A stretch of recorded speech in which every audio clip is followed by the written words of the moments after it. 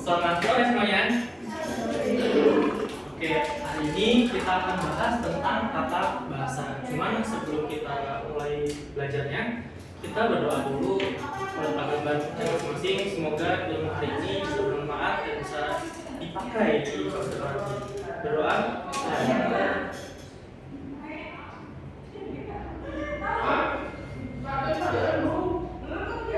Berdoa selesai. Sebelumnya nama dalam ini ada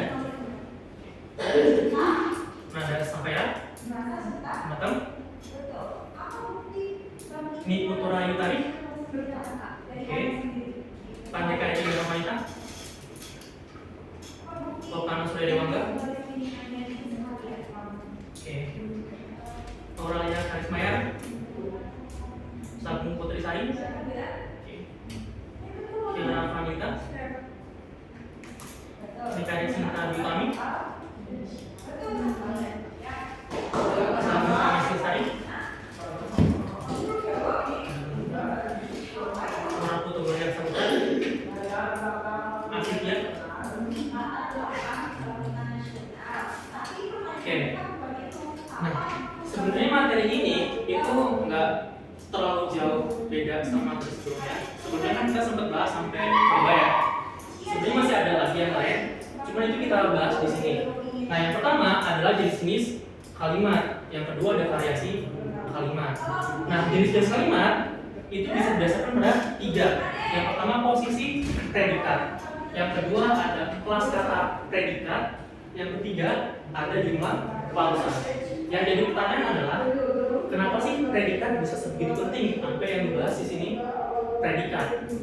Satu, posisi predikat itu bisa dibilang tuh yang paling kompleks. Kalau dulu zamannya sekolah SD.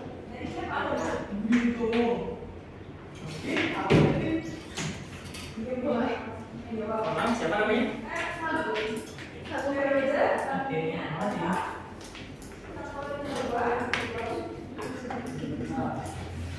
Saya lanjut. Kenapa predikat bisa begitu penting? Karena posisi predikat itu yang paling kompleks. Kalau dulu kita tuh sempat mikir predikat itu pasti verbal, ternyata nggak juga. Predikat itu pasti tuh setelahnya subjek, ternyata nggak juga. Contoh, satu berdasarkan posisi predikat.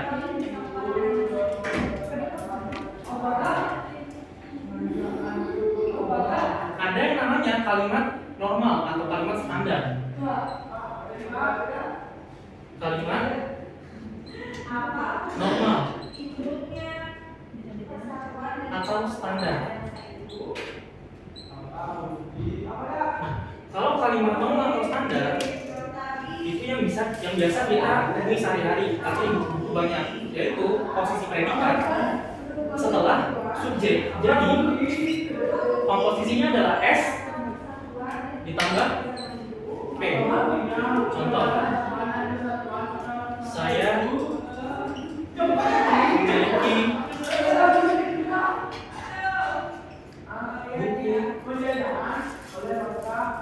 baru. Di sini siapa subjeknya? Oke, saya adalah subjek. Predikatnya adalah memiliki adalah predikat. Nah, sekarang ada yang namanya inverse. Kalau matematika kan inverse dibalik ya. Sama bahasa Indonesia inverse itu dibalik. Predikatnya di depan, subjeknya yang di belakang predikat. Kalimat halo, maaf, siapa namanya? Asli sama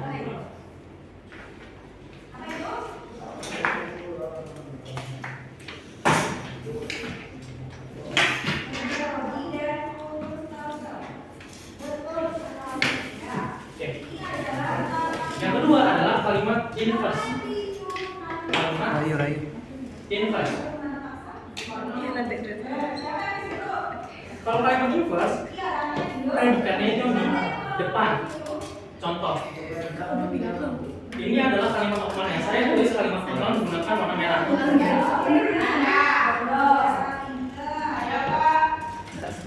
Jagung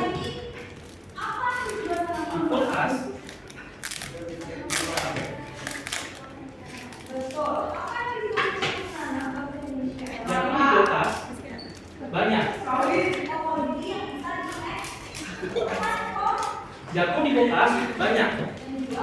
Ini adalah kalimat normal. Mana subjeknya? Subjeknya jagung di kulkas adalah subjeknya. Kenapa di kulkas ini berketerangan? Karena di kulkas nyambung sama jagung. Kita nggak cuma ngomong jagung, tapi kita ngomong jagung di kulkas. Ini adalah subjeknya. Banyak adalah predikat. Nah, kalau inverse itu dibalik. Banyak jagung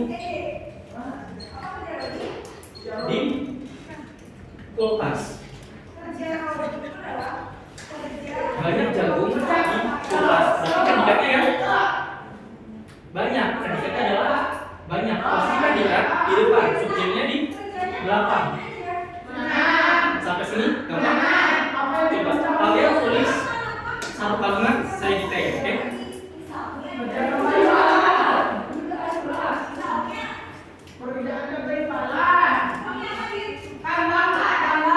Sudah? Nah, tahu nggak? Saya nggak akan kasih tahu kalian itu normal atau inverse. Jadi, kalau ternyata kalian saya ucapkan adalah inverse, kalian ubah ke normal. Kalau kalian saya ucapkan adalah normal, kalian ubah ke inverse. Oke? Saya nggak akan kasih tahu itu kalimatnya inverse atau normal. Dan terjadi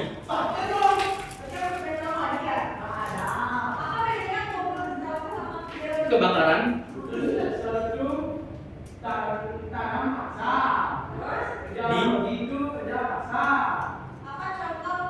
desa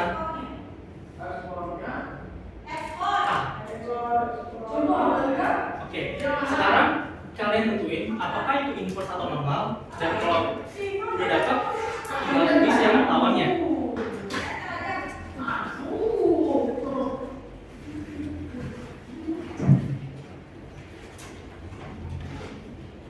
Oh iya, sekalian SPOK-nya tambah-tambahin ya.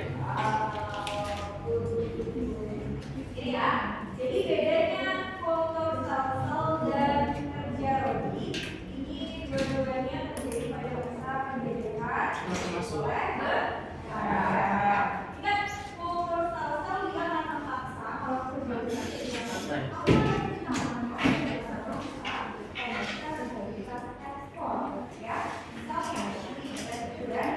Ya udah, boleh langsung kabarin. Yang bingung tanyain, jangan mingkem.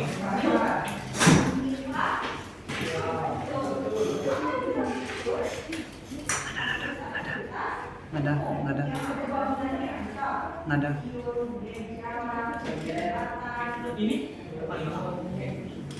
Ini Kamu udah izin? 3.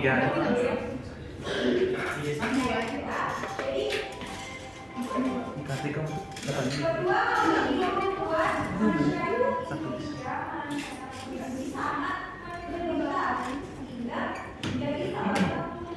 Kebakaran subjek di desanya adalah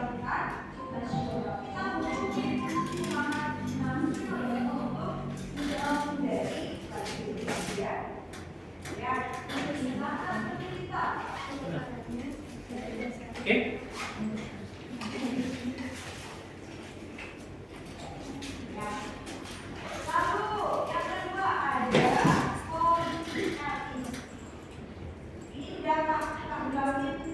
Oh ya, tadi kan sempat ada yang lambat ya.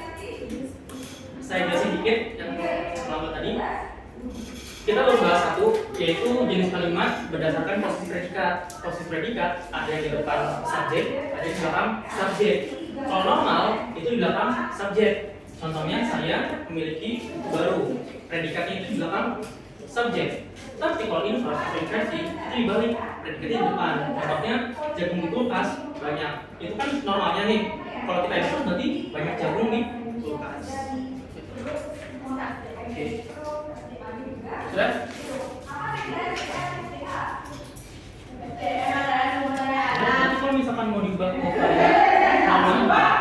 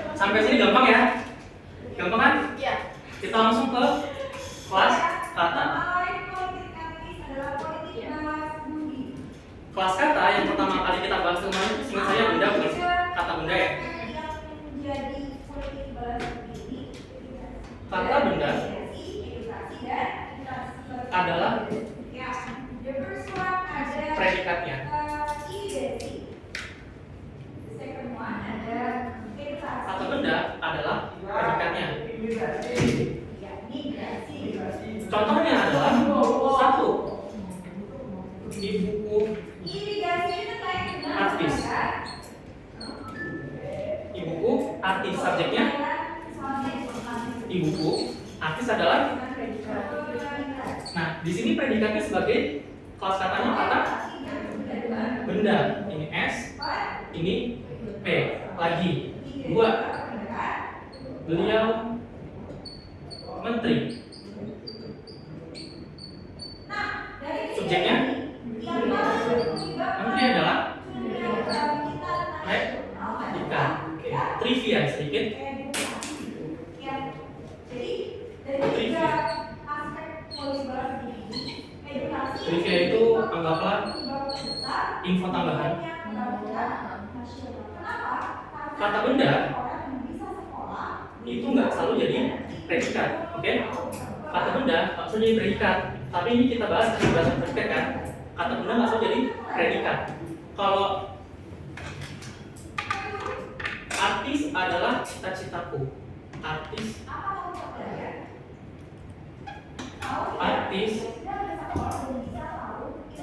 adalah impian deh, biar satu kata.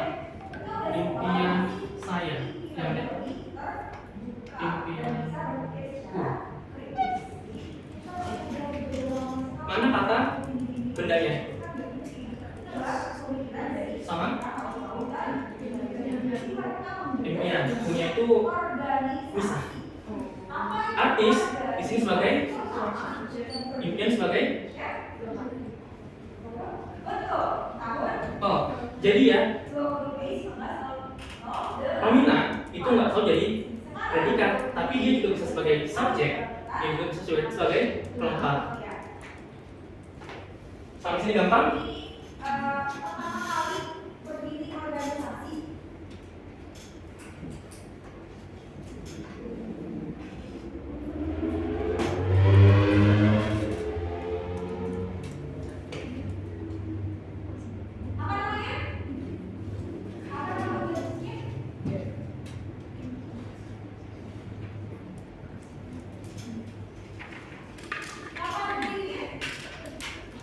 Yang belum catat-catat, bilang aja ya, biar bisa saya pause dulu.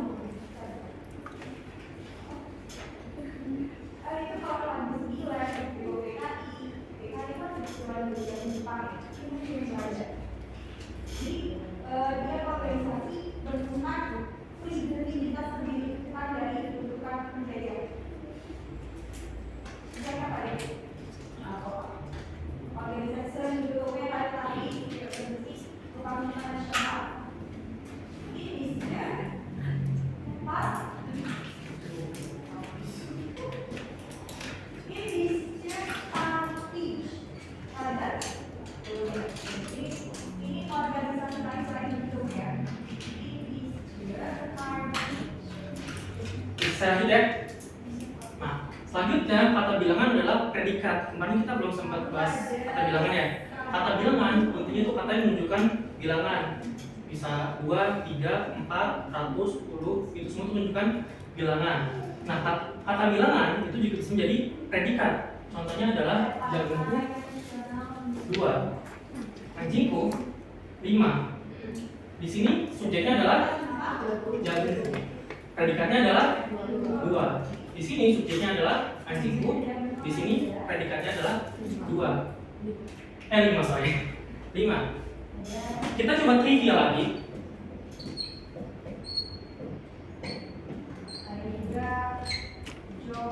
Kalimatnya saya tambahin sedikit. Satu, jagungku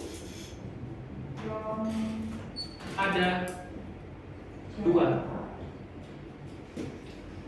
Jagungku 2 yang pertama.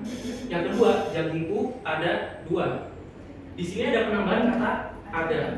Berarti 2 di sini, apakah fungsinya masih sebagai predikat? Apakah 2 di sini masih sebagai predikat? Bukan atau iya? Bukan. Berarti harusnya ini sebagai pelengkap. Jagungku adalah subjeknya, ada adalah predikat penutup. Nah, satu lagi. 2 orang itu adalah pencuri. Pencuri. Nah, 2 orang itu kan nyambung jadi 1 ya. 2 orang itu. Apakah di sini si 2 orang itu akan menjadi predikat? Bukan, dia sebagai subjek. Dan adalah predikat. Pencuri pelengkap.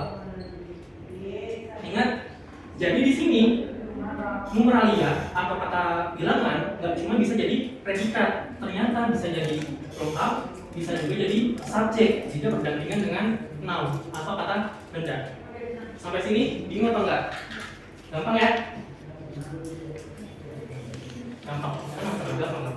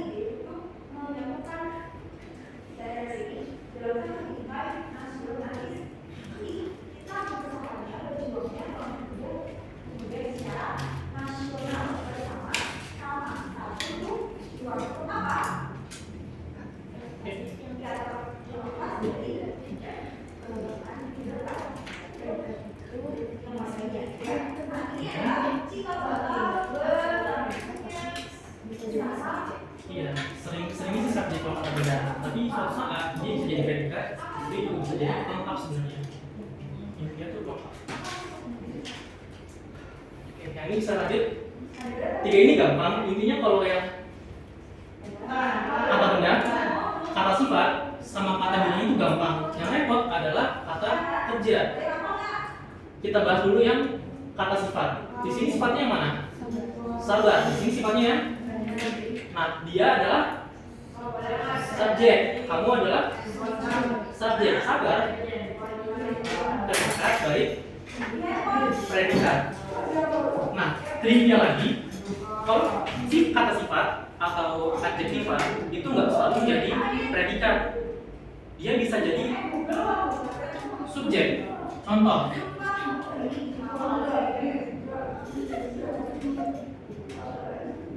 sabar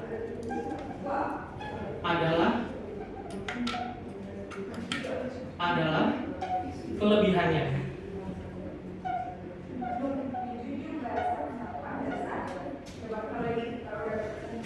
Sabar adalah kelebihannya. Berarti di sini sabar berfungsi sebagai subjek, adalah predikat, kelebihannya tolong. Sampai sini masih gampang ya? Oke.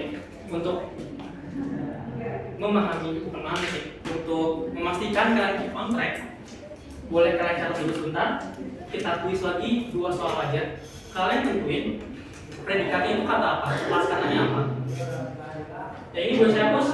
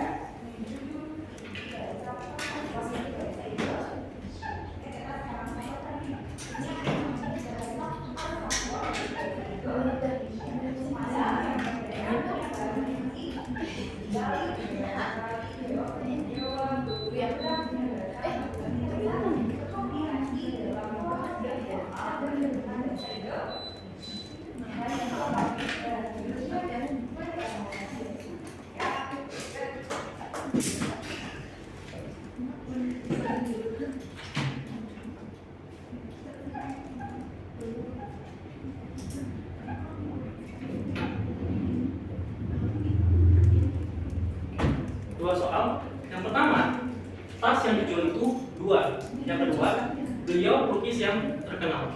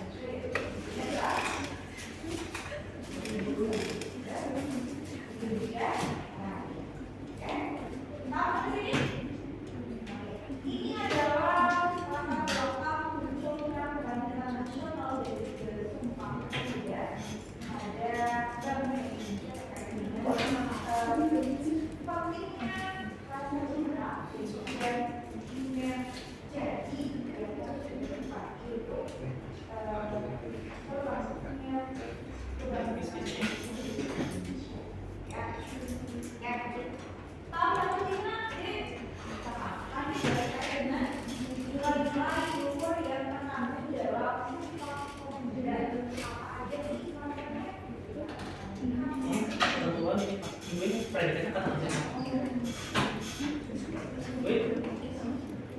Kurang tepat dengan 2. Dua kurang tepat. Subjeknya ya.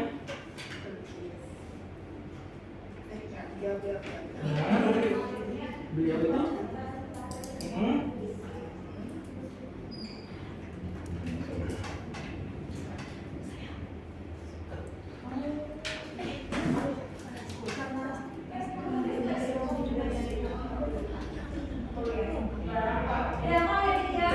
nanti kita bahas ini dari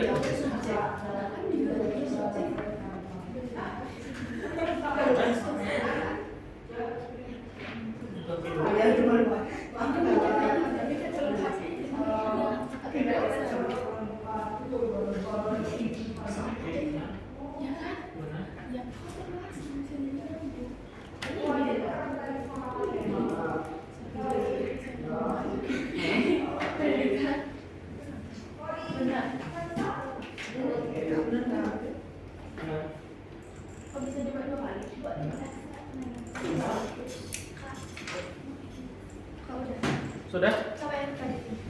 Oke, sorry ya.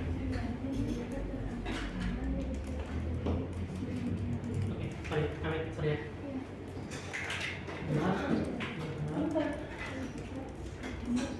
Tentunya ini kata kelas katanya apa? Tentuin.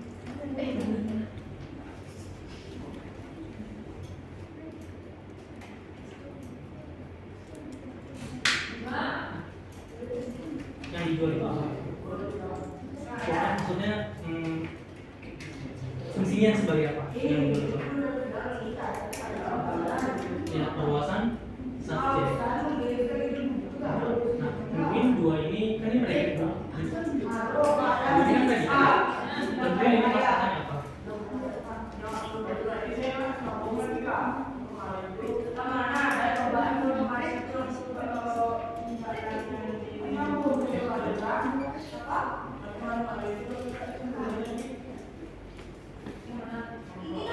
Ini maksudnya apa?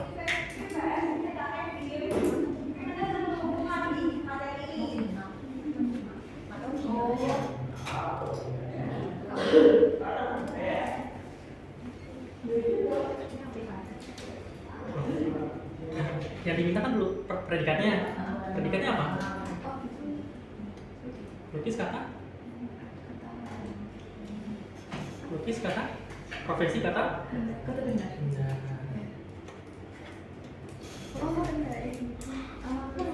Yang diminta kan subjeknya. Ini benar. Nah, yang diminta coba. Beliau lukis yang terkenal. Kamu benar, beliau itu adalah subjeknya. Beliau itu siapa? Maksud beliau itu adalah benar subjek. Yang menjelaskan subjeknya siapa? Kata mana yang menjelaskan subjek? Benar, ini adalah ya ini adalah oke.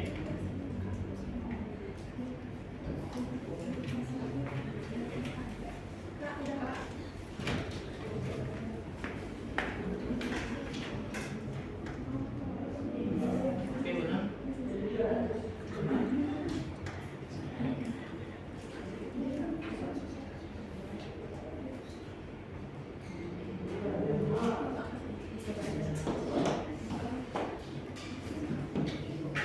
Sudah? Beliau lukis benar, lukisnya aja. Ya, beliau lukis yang terkenal adalah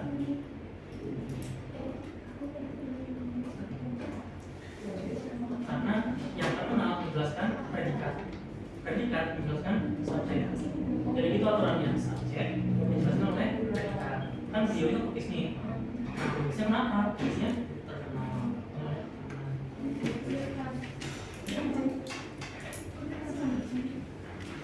Nah, untuk target kelas kata yang berdasarkan kelas kata, ini yang paling agak repot. Ini saya hapus ya.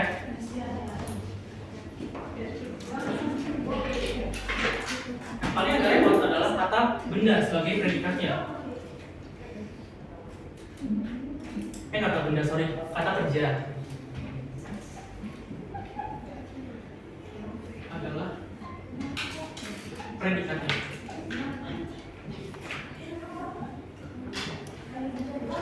Nah, kemarin masih ingat kan? Kan kata kerja dibagi dua. Ada kata kerja yang aktif, ada kata kerja yang pasif.